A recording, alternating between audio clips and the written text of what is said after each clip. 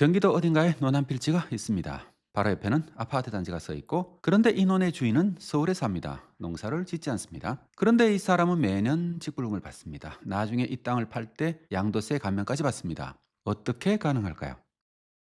농사 짓는 척만 하면 됩니다. 엊그제 정부가 선언했습니다. 이런 농지를 전부 찾아내겠다고요. 1948년 농지개혁 이후 78년 만에 처음으로. 그런데 한 가지 질문이 남습니다. 강제로 팔게 한다고 칩시다. 그 농지를 누가 삽니까? 평당 60만 원짜리 경기도 농지를 연소득 4천만 원대 농민이 살 수 있습니까? 오늘 전수조사가 정확히 무엇이 문제인지, 그리고 이 조사가 정말로 한국 농지 문제를 풀 수 있는지 데이터로 한번 따져보겠습니다. 농업지기 채널 시타입니다. 이 영상을 보시는 분은 크게 세 부류일 겁니다. 첫째, 부모님에게 농지를 상속받았거나 투자 목적으로 농지를 갖고 계신 분. 내 농지도 처분명령 대상인가? 불안하시겠죠? 경작하지 않으면서 소유하고 있다면 이번에 걸릴 수 있습니다. 상속농지나 8년 이상 작용 후 인용 등 예외 규정이 있긴 합니다. 이 기준은 뒤에서 한번 정리하겠습니다. 두 번째, 남의 땅을 빌려서 농사 짓고 계신 분. 이분들이 가장 불안하실 수 있습니다. 전수사가 시작되면 땅 주인이 임대차를 끊을 수 있거든요. 한국 농지의 절반이 이미 소유자가 직접 경작하지 않는 땅입니다. 2022년 기준 임차 농가가 전체 농가의 50%에 달합니다. 이 임차농 문제가 전수조사의 최대 변수입니다. 세 번째, 귀농을 꿈꾸는 땅이 너무 비싼 분. 경기도 농지가 평당 60만 7천 원입니다. 전남은 8만 2천 원이고요. 같은 나라 농지 가격이 7.4배 차이가 납니다. 수도권 농지는 농사 짓는 땅이 아니라 투기 자산이 된 겁니다. 오늘 이 세 가지 질문에 모두 답하겠습니다.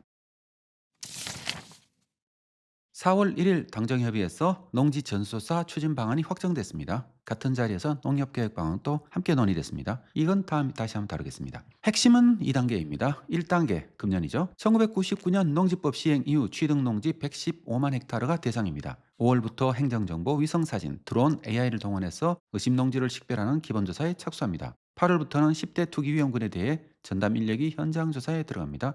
토지거래 허가구역, 수도권 전 지역, 경매 취득농지, 농업법인, 외국인 소유 농지, 관내 거주자 취득 농지 등입니다. 이 위험군만 72만 헥타르입니다. 바로 앞에서 드론이라든가 AI라든가 인공위성 같은 걸 예를 들고 있지만은 실제 그게 어떻게 기술적으로 가능하게 할지는 솔직히 저는 잘 생각을 못 하겠습니다. 아직은 상상을 못 하겠습니다. 그런 게 있긴 어디 있겠죠. 제가 모르는. 2단계 내년입니다. 1990년 이전 취득 농지 약 80만 헥타르를 추가 조사해 가지고 전체 농지 DB를 현행화합니다. 이 농지들은 지금까지 관리 사각지대에 있었습니다. 규모를 한번 체감해 보면은 지금까지 정부는 매년 전체의 약 10%만 표본 조사를 했습니다. 이번에는 100%. 운 나쁘면 걸리는 시대에서 전부 들여다보는 시대로 바뀌는 거죠. 굉장히 혁명적인 변화라 할 만합니다. 예산은 기존의 연 82.5억 원에서 추경 포함해서 약 670억 원으로 8배가 증액됩니다. 조사 인력 5천 명은 신규 채용을 할 예정이라 하고요. 읍면당 농지 담당이 평균 0.5명이었던 걸 생각하면 역대 최대 규모라고 할 수 있습니다. 그리고 농식품부 혼자 하는 것도 아닙니다. 행안부, 국토부, 기재부, 금융위까지 5개 부처 합동 추진단을 구성했습니다. 금감원은 농지담보대출도 함께 점검합니다. 적발되면 어떻게 되느냐? 지금까지는 위반 확인부터 강제금까지 최소 2, 3년이 걸렸습니다. 처분 의무 통지 1년, 처분 명령 6개월, 그리고 이행 강제금까지. 이번에 정부는 농지법을 개정해서 토지거래 허가구역 내에 위반 시 즉시 처분 명령을 내리겠다고 합니다. 유예기간 없이 말이죠. 그런데 왜 78년 동안 한 번도 전수조사를 하지 못했을까요? 1948년 농지개혁, 소작농에게 땅을 나눠주고 헌법에 경자율 원칙을 적었습니다. 농사 짓는 사람이 농지를 소유한다. 1994년에 농지법을 제정합니다. 그리고 이 원칙을 법으로 구체화했습니다. 그런데 2021년 LH 사태가 벌어집니다. 내부 정보로 신도시 농지를 산 공사 직원이 적발된 거죠. 전수조사 요구가 있었지만 예산 인력 부족으로 무산됐습니다. 대신 농지대장 DB 구축을 시작했고 이 기간만 4년이 걸렸습니다. 그 사이 표본조사 10%에서만 5년간 7,722명이 처분 명령을 받았습니다. 처분 대상 면적은 917헥타르, 여의도의 3배입니다. 더 심각한 건 처분 명령을 받고도 안 파는 사람이 늘고 있다는 겁니다. 이행강제금이 2019년에는 48억 원이었고요. 근데 2023년에는 112억 원으로 매년 증가했습니다. 왜 안 파느냐? 강제금이 보유이익보다 싸기 때문입니다. 공시지가의 25%를 매년 내도 실거래가가 3배에서 5배면 버티는 게 합리적인 거죠. 여기에 가짜 자경이라는 꼼수가 있습니다. 농사를 짓지 않으면서 자경농인 척 위장합니다. 농촌 현장에 계신 분들은 잘 아시죠? 왜냐하면 8년 자경하면 양도세 감면을 받거든요. 직불금도 받습니다. 그래서 오히려 임대차 계약을 거부하기도 합니다. 계약서가 남으면 자경이 아닌 게 드러나니까 말이죠. 그래서 실제로 농사짓는 임차농은 계약서도 없이 불안정한 상태로 경작을 하는 경우도 많습니다. 정리하면 헌법에 경자 유전이라고 써놓고 법을 어기는 게 합리적인 구조를 78년간 방치를 한 겁니다. 한 가지 더, 이 나라는 자기 농지가 얼마인지도 사실 잘 모릅니다. 표본조사에서는 150만 헥타르고요. 이게 공식 통계죠. 지목 기준으로는 195만 헥타르입니다. 농지대장에서는 160만 헥타르고요. 세 숫자가 전부 다릅니다. 여기까지 정리하겠습니다. 78년간 법을 어기는 게 합리적인 구조가 방치됐고 이번에 처음으로 670억 원과 5천 명을 투입해가지고 전수조사가 이루어집니다. 필요한 조사입니다. 분명히 필요한 조사입니다. 저도 동의하고요. 그런데 여기서 한 가지 질문을 더 던져야 합니다. 더 들어가야 되죠. 이게 원래 우리 채널이 하는 얘기잖아요. 이런 질문을 해볼 수가 있죠. 강제로 팔가하면 그 농지는 누가 삽니까? 이 질문에 답하지 못하면 전수조사는 반쪽짜리가 되기 십상입니다. 지금부터 이 조사가 존재하는 것 자체를 다른 각도에서 한번 따져보겠습니다. 자세히 한번 들여다보자는 거죠. 우리 모두가 좋은 결과를 만들고 싶잖아요. 이 전수조사의 핵심 논리는 이겁니다. 농사짓지 않는 사람이 농지를 갖고 있으니 찾아내서 팔게 하자. 논리는 맞습니다. 모든 국민이 다 동의하겠죠. 하지만 이 논리가 현실에서 작동하려면 한 가지 전제가 더 필요합니다. 살 사람이 있어야 한다는 거죠. 경기도 농지 1헥타르를 사려면 평당 60만 원 기준으로 약 18억 원이 필요합니다. 한국 농가의 평균 소득이 약 4,600만 원입니다. 영농 수입만으로 농지를 매입하는 건 사실상 불가능하죠. 왜냐하면 1,000만 원 이하가 74%나 되니까 말이죠. 국회 토론회에서 박석두 한국농어촌사회연구소 이사가 정확히 이 점을 지적했습니다. 농지 가격이 수익 지가를 크게 웃더라 소유 중심 접근은 한계에 봉착했다라고요. 그러면 처분 명령으로 시장에 나온 농지는 누가 사느냐? 또 다른 투자자가 사거나 농업법인이 사거나 아니면 아무도 안 사서 유지로 남습니다. 경자 유전이 실현되는 게 아닌 거죠. 두 번째 문제입니다. 이 전수조사는 여전히 소유의 관점에서 농지를 봅니다. 누가 갖고 있냐를 묻지 누가 쓰고 있냐는 묻지 않습니다. 그런데 현실을 보면 한국 농지 문제의 본질은 소유가 아니라 이용입니다. 농지의 절반이 소유자가 아닌 사람이 경작합니다. 그리고 이 추세는 되돌릴 수 없습니다. 왜냐하면 상속 때문입니다. 고령 농업인이 돌아가시면 그 농지는 도시에 사는 자녀에게 갑니다. 그리고 지금 고령 농가 있잖아요. 70세 이상 농장 경영주는 이미 50%를 넘었습니다. 그런데 도시에 사는 자녀는 농사를 짓지 않습니다. 박석두 이사의 전망에 따르면 15년 후에는 전체 농지의 84%가 비농업인 소유로 전환될 것이라고 합니다. 경자 유전을 농지 소유의 관점에서 지키려는 접근은 인구조성 일미 실패가 예정된 전략입니다. 왜냐하면 상속으로 농지를 보유하는 것은 지금 현재는 합법이거든요. 세 번째 문제입니다. 이 정책은 농업계 내부를 갈라놓을 수 있습니다. 굉장히 갈등을 유발할 수 있는 거죠. 고령 농업인에게 농지는 거의 유일한 자산입니다. 평생 농사 지으면서 모은 재산이 그 땅입니다. 전수조사로 농지 가격이 하락하면 당연히 공급은 늘어나는데 수요가 없으면 농지 가격이 더 하락하겠죠. 이미 시골에서는 대부분의 시골에서는 농지 가격이 빠르게 하락하고 있습니다. 2021년에 비해 가지고 정점이었죠 그때가. 지금은 거의 34% 거의 40% 가까이 떨어진 것도 굉장히 많습니다. 평균 34%가 떨어졌고요. 그런 관점에서 바라보면은 노자산이 증발하는 겁니다. 농지연금의 담보 가치도 함께 떨어지는 거고요. 반면 토지 없는 청년 농업인은 가격이 내려가면 기회가 생깁니다. 진입 장벽이 낮아지니까요. 같은 농업인인데 고령농은 반대하고 청년농은 환영합니다. 40세 이하 청년농은 4,660명 있다고 하죠. 이 균열을 어떻게 봉합할 것인가? 전수조사만으로는 답이 나오지 않는 거죠. 그래서 많은 토론이 필요하다고 하는 겁니다. 그리고 임차농 문제가 또 있습니다. 전수조사가 시작되면 지주가 임대차를 끊을 가능성이 굉장히 많습니다. 나 임대 안 했어 하면서 증거를 없애는 거죠. 실제로 그 땅에서 농사 짓는 사람이 하루아침에 경작지를 잃을 수 있습니다. 정부는 계도기관, 신고센터, 그리고 농지은행 알선을 검토하겠다고 했지만은 그 뒤 약속으로 땅을 빌려 수십 년 농사 지은 분들에게 갑자기 공식 계약서를 내밀면 지주 입장에서 그럼 안 빌려줘가 되기 십상이겠죠? 그렇게 될 가능성이 더 높습니다. 정리하면 전수조사는 필요합니다. 전수조사의 필요성에 대해서는 대부분이 다 동의를 하고 있습니다. 그러니까 이 정책에 대해서 환영하는 분들도 많을 겁니다. 투기 근절은 해야 합니다. 하지만 이 조사만으로는 농지 문제의 본질에 도달하지 못합니다. 누가 소유하느냐를 넘어서 누가 이용하느냐를 설계하지 않으면 반쪽짜리로 끝날 수밖에 없습니다. 현장에서는 많은 갈등을 남길 수밖에 없겠죠. 그러면 어떻게 해야 할까요? 사실 이 문제를 먼저 겪은 나라가 있습니다. 일본입니다.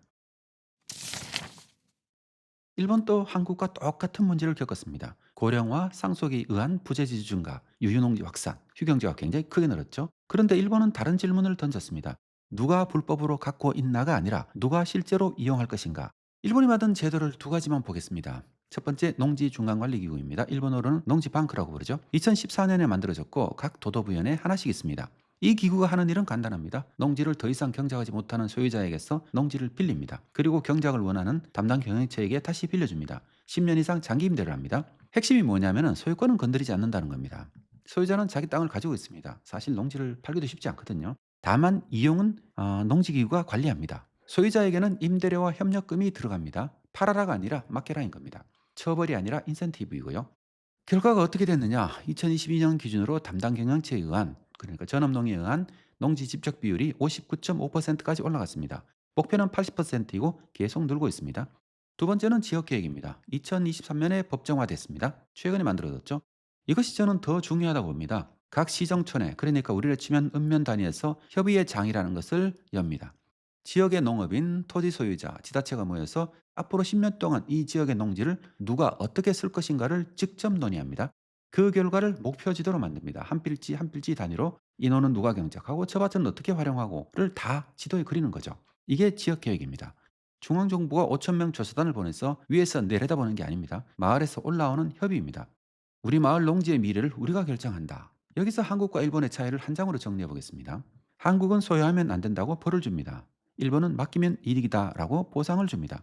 방향이 정반대입니다. 그러면 한국은 어떻게 해야 할까요? 전수조사의 성과를 살리면서 일본의 교훈을 적용하는 네 가지 방향을 저는 제안하고 싶습니다. 첫째, 임대차를 합법화하고 신고제를 도입해야 됩니다. 지금 한국은 농지 임대차가 원칙적으로는 금지입니다. 그런데 현실에서는 농지의 절반이 임대차로 경작됩니다. 법과 현실이 완전히 괴리되어 있습니다. 금지하되 못 막는 것보다 신고만으로 임대를 법적으로 허용하고 임차농의 권리를 제도적으로 보호하는 게 낫습니다. 어차피 임차농이 그 비싼 농지를 살 수도 없는 거잖아요. 그리고 농지 가격이 떨어지는 걸 누구나 다 알고 있습니다. 그러니까 농지가 실제로 거래되기도 어렵습니다. 계속 두면 더 떨어지는데 누가 농지를 구입하려 하겠습니까? 물론 경기도 일부 지역에서는 그게 필요하다고 생각합니다. 일본의 농지뱅크가 바로 이 역할을 합니다. 농업진흥지역 안에서 임대차를 신고한 임대인에게는 양도세 감면 혜택을 자격 여부와 관계없이 부여하면 가짜 자격을 할 이유가 사라지는 겁니다. 둘째는 세대전환 직불제를 만들어야 됩니다. 지금 구조는 농지를 보유하면 유리한 구조입니다. 갖고 있으면 직불금 받고 양도세 감면 받고 값이 오르면 시세 차익까지 받습니다. 이걸 뒤집어야 합니다. 농지를 넘기면 유리한 구조로 고령농이 청년농에게 농지를 임대하거나 매도하면 직불금 인센티브를 주는 겁니다. 지역 내 승계를 조건으로 단가를 차등하면 농지가 지역 안에서 순환하는 구조가 만들어집니다. 이걸 잘 설계하면 좋겠죠. 이건 국회 토론회에서도 제안된 내용이기도 합니다. 정승민 한국사회지중앙연합회 사무국장이 세대전환 직불제 신설을 구체적으로 제안하기도 했습니다. 셋째, 지역 단위 농지 관리 체계를 만들어야 합니다. 일본의 지역 계획이 여기에 해당합니다. 마을 단위에서 10년 후 이 농지를 누가 쓸 것인가를 직접 합의하고 목표 지도를 그리는 제도. 전수조사는 중앙정부가 한 번 하는 이벤트입니다. 하지만 농지 관리는 매년 매일 벌어지는 일입니다. 읍면농지위원회가 농업인 단체가 상시로 농지의 이용을 모니터링하는 체계가 필요합니다. 이것 없이는 전수조사가 반드시 일회성으로 끝날 수밖에 없습니다. 넷째는 농지보전 총량제입니다. 지난 20년간 경지 면적이 182만에서 150만 헥타르로 32만 헥타르가 줄었습니다. 연평균 1% 이상씩 매년 사라졌습니다. 농지 총량의 하한선을 정해서 이하로는 줄지 않도록 관리해야 됩니다. 전수조사를 해도 농지 자체가 없어지면 의미가 없어지잖아요. 김홍상 농정연구센터 이사장이 이 논의의 핵심을 한 문장으로 정리했습니다. 농지제도의 본질은 소유 중심에서 이용과 합리적 보전 중심으로 전환하는 데 있다라고요. 저도 김홍상 이사장님의 말씀에 전적으로 동의합니다. 그러니까 예전에는 경제의존 원칙이 나름 합리적이었습니다. 필요한 제도였고요. 하지만은 지금 현재는 그 경제의존 원칙이 한국 농업, 농지 이용을 아주 어렵게 만들고 있습니다. 전수조사는 필요합니다. 투기는 근절해야 하고요. 78년간 방치된 구조를 드러내는 것만으로도 이 조사에는 충분한 의미가 있다고 생각합니다. 하지만 그것만으로 그치면은 한국 농지 문제는 풀리지 않습니다. 강제로 팔게 한다고 청년이 살 수 있는 게 아닙니다. 상속을 막는다고 도시의 자녀가 농촌으로 돌아오는 것도 아니고요. 일본은 팔아라가 아니라 마케라를 선택했습니다. 소유를 건드리는 대신 이용을 설계했고요. 마을에서 농지의 미래를 합의했습니다. 1948년에 이 나라는 토지 없는 소작농에게 땅을 나눠줬습니다. 2026년에 경작하지 않는 사람에게서 땅을 돌려받겠다고 선언했습니다. 하지만 이 시대의 경제유전은 1948년과 같은 방식으로는 완성되기 굉장히 어려운 구조입니다. 이미 그렇습니다. 상속 문제입니다. 상속 문제 때문에 그렇습니다. 진짜 질문은 누가 소유하느냐가 아닙니다. 누가 경작하느냐, 그리고 그 사람이 안정적으로 땅을 쓸 수 있느냐입니다. 경자 유전을 지키려면 역설적으로 소유를 넘어서야 합니다.